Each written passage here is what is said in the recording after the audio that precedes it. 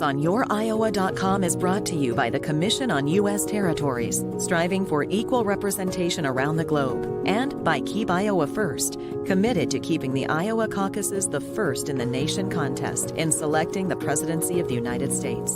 And now, here's your host, Brent Roske.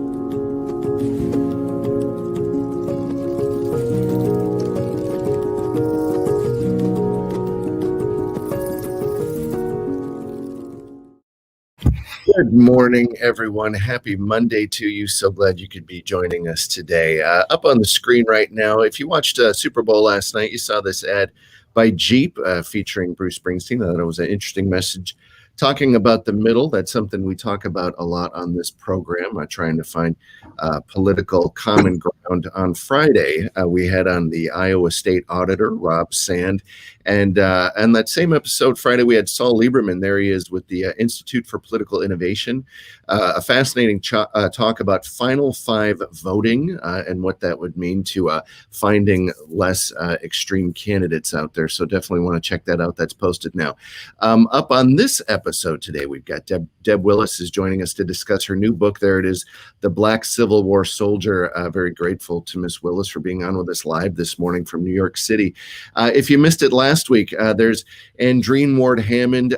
Right after that interview with her aired, the show that she's on, Showtime's Your Honor, was nominated for a Golden Globe, Bryan Cranston. So congratulations to Andreen and the whole team over there.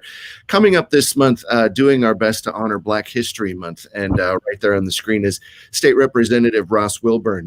Mr. Wilburn, I got to know him during one of the runs for governor a couple years ago. He's now a state representative, was just elected to be the new chair of the Iowa Democratic Party, and he was on the Kamala Harris campaign here in Iowa. Of course, she's now the vice president, so Mr. Wilburn will be on the program on the 17th. My friend Gina Belafonte, there she is with her dad, Harry Belafonte. They run a group called Sankofa.org. Gina will be on this program the last week of the month here in February. And then this Friday, Bonnie Louise Brown, born in Iowa here, graduated Drake. She is a social worker and works in social justice here in Des Moines. There she is right now with family in West Africa. We are going to be bringing her on the program live this Friday to talk about that statue, her family, what she's giving speeches over there. Just so grateful to Miss Brown for being on the program. And then on Wednesday, Christina Anthony is an actress. She's on the new show Mixed-ish on ABC, which is part of the Black-ish family that Tracy Ellis Ross created this program as well. She's one of the co-stars on that. We'll be on. And then Dr. Franz Whitfield was on with us for Martin Luther King Day just a couple weeks ago. He's going to be on again talking about Black History Month. Always grateful to Dr. Whitfield. He is the minister up at Mount Carmel Baptist Church in Waterloo, Iowa. So again, so grateful to all the folks coming on our show this month. But now let's jump into our first guest here all the way from New York City. Let's pull her up on the screen here. There she is. Miss Deb Willis, thanks so much for being on the program today. Great. It's really great to be here. You know, Deb, just so you know, I got a little more top room of you. If you could just pan down just a hair, then I won't see so much. There we go. I was getting you lost behind the text there. Oh, okay. So you have a new book that is, it is very exciting, and I want to pull up a graphic here in a second. But it is the story of the Black Civil War Soldier. There's a graphic. The Black Civil War Soldier, A Visual History of Conflict and Citizenship. I was wondering if you'd be so kind to tell us, what was the inspiration for this book? Why now? Well, I thank you. And I love the graphic here as it creates the land that I'm talking about in this book. It's about freedom. It's a way of honoring a history that has long been neglected in terms of a discussion about Black Civil War soldiers. I was interested in I am a photographer. I teach photo history. I also teach studio photography, but I'm also interested in how stories are told through the photographic experience. I was a curator at the Smithsonian and at the Schomburg Center for Research in Black Culture for a few years, and found the histories that are in the archives are silent. about Black people, and specifically about Black Civil War soldiers. So I was interested in finding a voice for them, a visual voice. And I started about 10 years ago and thinking about how to tell their story through the photograph as well as through letters. I was interested mainly in thinking about the memory of the war. We know the war was 4 years, but it's still with us today. And how do we think about conflict, about citizenship? These are men who were enslaved, some of them were free, but they fought for their citizenship. They fought to be free. And so they gathered together once they were able to fight, because they were not able to fight in the beginning. And so I wanted to visualize that experience and share my findings. You know, you mentioned this fight is still alive with us today, and we're seeing so many instances of that right now with the conflict in this country. I want to pull up one of the photographs here. This is Sergeant Major William Henderson and Hospital Steward Thomas H.S. Pennington. But before we get into what these photographs mean, just some of the logistics. Your background in the Smithsonian and obviously New York University, etc. Talk about what it means to go through, find these photographs, and then figure out how to publish them into books, and basically the logistics of getting this out there. I wanted to, for my students, I gave a talk to a group of freshmen 2 years ago.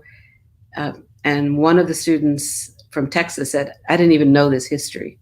So how do we I'm just out of high school and never knew that they were Black Civil War soldiers.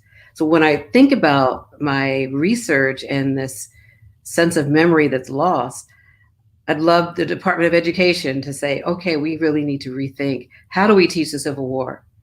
And we teach the North and the South. As I often say, and I've heard often, that the South won the narrative, but the North won the war. So we know the history of the narrative of the South.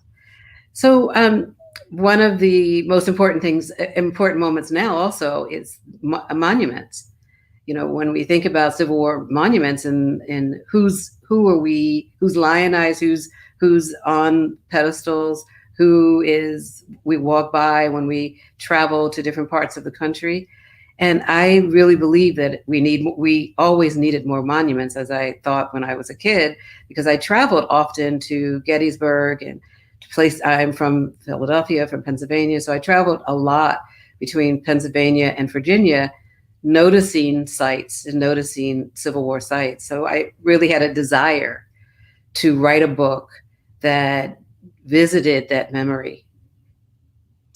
You know, you talk about Gettysburg. I've been there several times myself, and you're right. It's a sad state, isn't it, that your student just had no idea that there were soldiers fighting in this from that community. My a friend's grandfather was one of the producers of the film Glory with Matthew Broderick, which was probably the last major voice to this story, but that's a couple decades past now.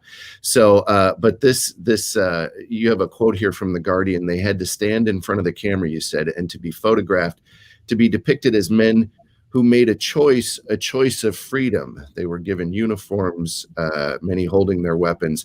You say the visual narrative suggests their commitment to fight for freedom for all bonded people. And that's interesting. You know, it's so stark to think about the only choice for freedom a lot of them had was to fight, was to carry a gun, to pick up arms, and definitely put their lives at risk. So this story, yeah. How many soldiers were there from that community? From different communities. There were North and South. There were, over 400,000 in terms of the range of experience of soldiers. But what I was also interested in the stories of the women who were often neglected in the stories, mothers who were often who wrote letters to President Lincoln, and wrote letters saying, when they indicated that when they wrote to President Lincoln saying that their sons were joining the fight, please take care of my son. I want you to return my son. So the letters of the exchange between the government officials as well as to their loved ones survived. And so that's another aspect of this book, were the letter writing and the diary entries. When I wanted to imagine, when we think about glory, so we know glory, so during that time period, and then the Gone with the Wind. So we see that range of the different stories that are visualized. Glory was an eye opener for many of us, but it's the experience that I wanted to. And then Lincoln. So we had Lincoln, it was at Gettysburg. So we have these multiple stories that are imagined, and combining these portraits.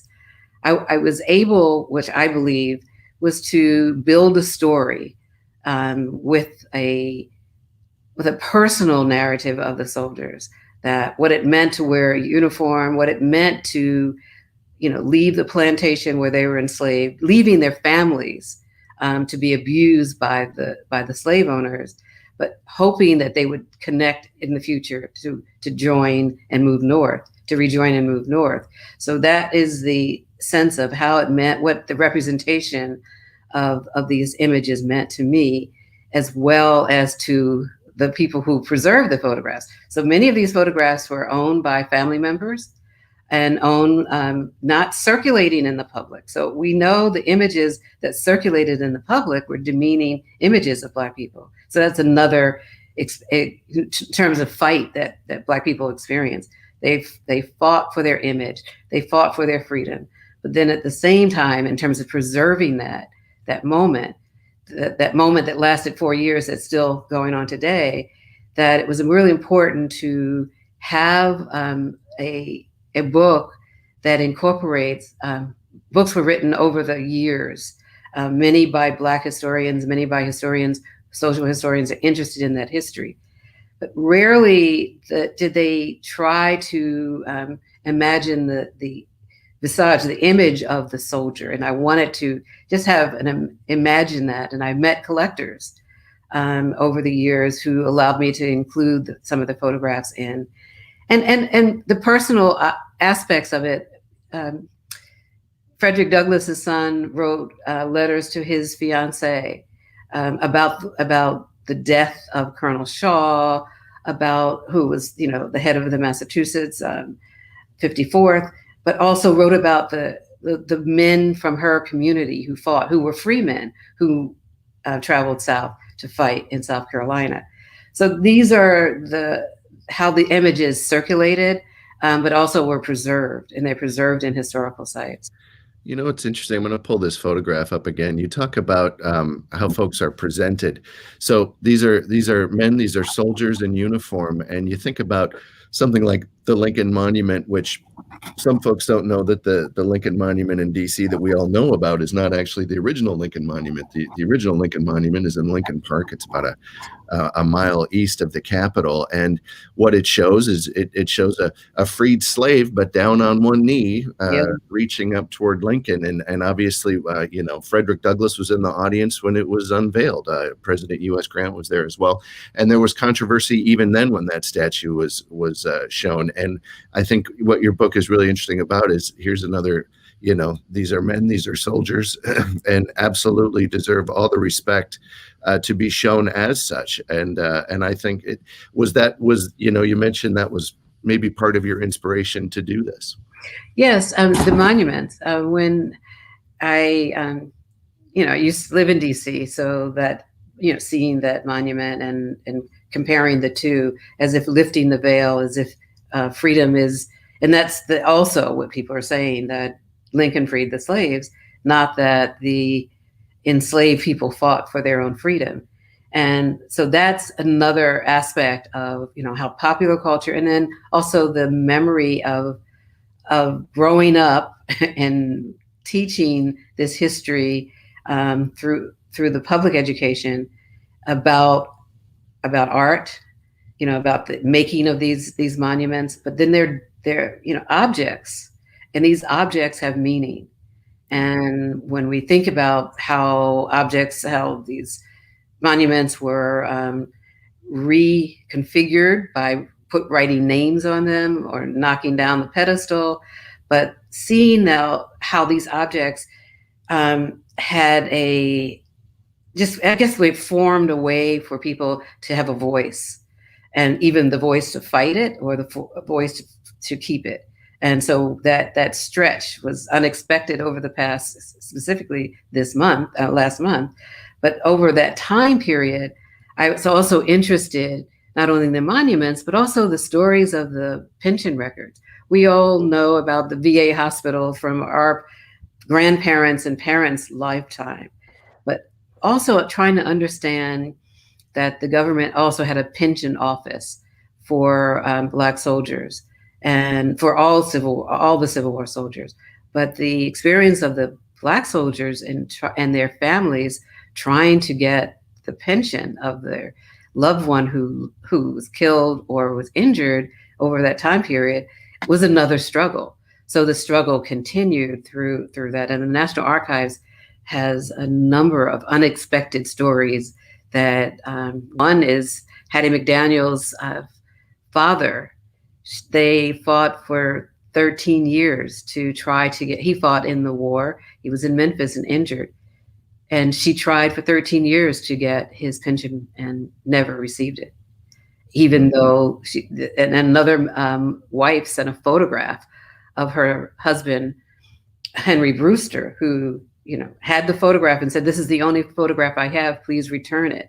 But he fought and said where he fought, indicated his rank, what he did, and all of that. And unfortunately, the photograph was preserved in the archives, but never the money. She never received his pension.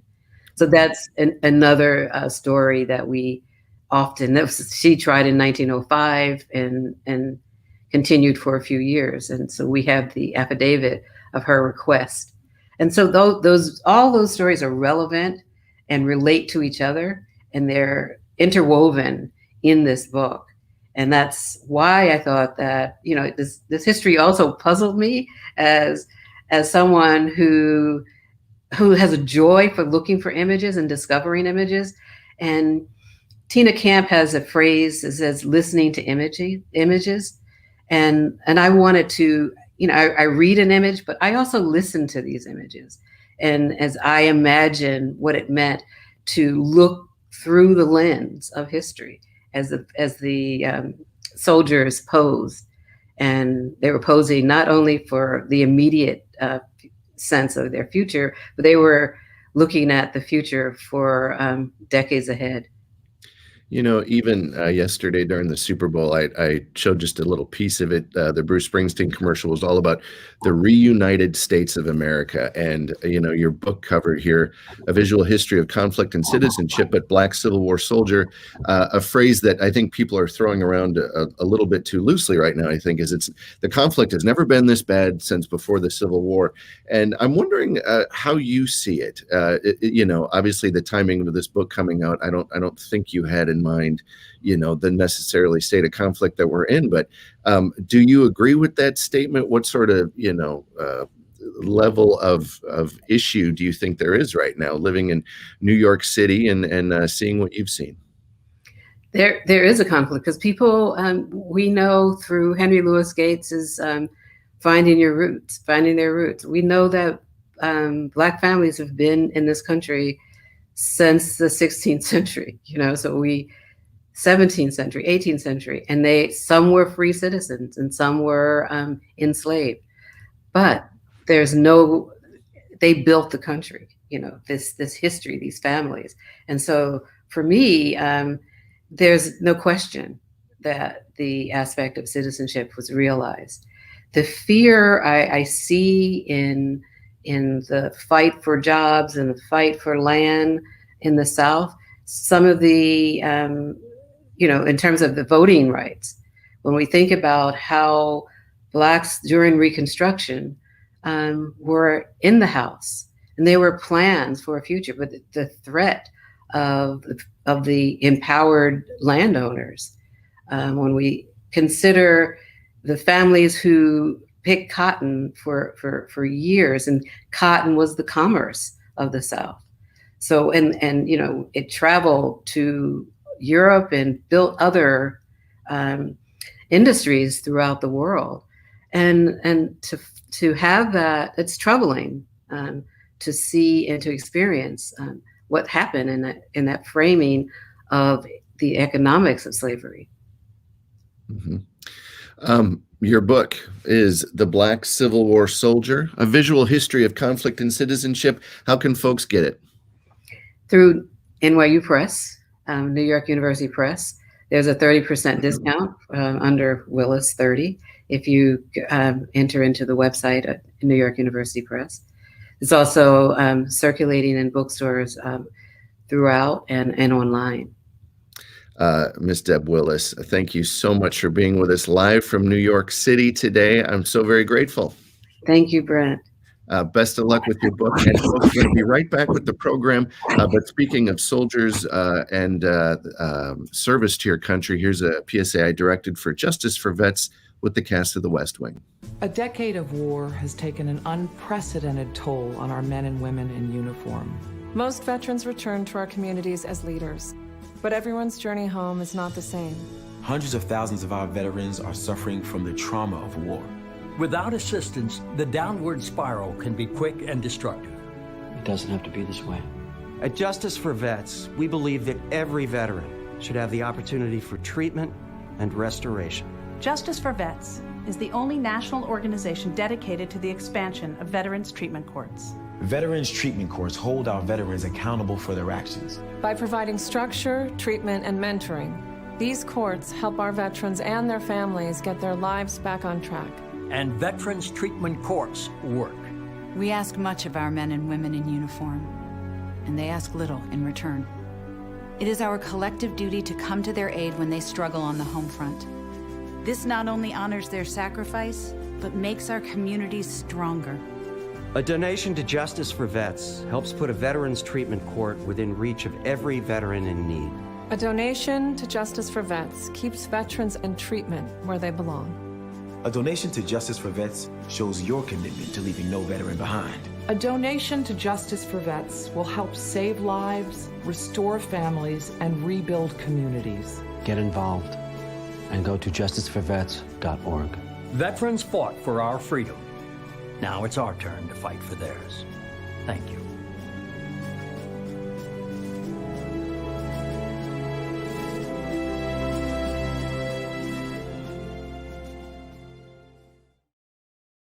Folks, that is our program today. Thanks so much to Deb Willis for being with us live from New York. You know, her book, go check it out, folks. Here it is again, The Black Civil War Soldier, A Visual History of Conflict and Citizenship. We have to honor the memory of those soldiers, and I encourage you to all pick up a copy of the book. Up on the screen here is that Bruce Springsteen. Boy, that's what it looks like outside this window right now. That's Kansas. But talking about the reunification of America, if you haven't seen it, if you didn't see it during the Super Bowl last night, I encourage you to check that out. Tomorrow's program, Brad Rutter is going to be with us. A little bit of a change of pace. Brad is the greatest of all time, they say. He is the most winningest contestant of game show history in all of American televised history. Brad Rutter has won the most. He's one of these who just kept winning and winning on Jeopardy. He's going to be with us from California, from warm, sunny California.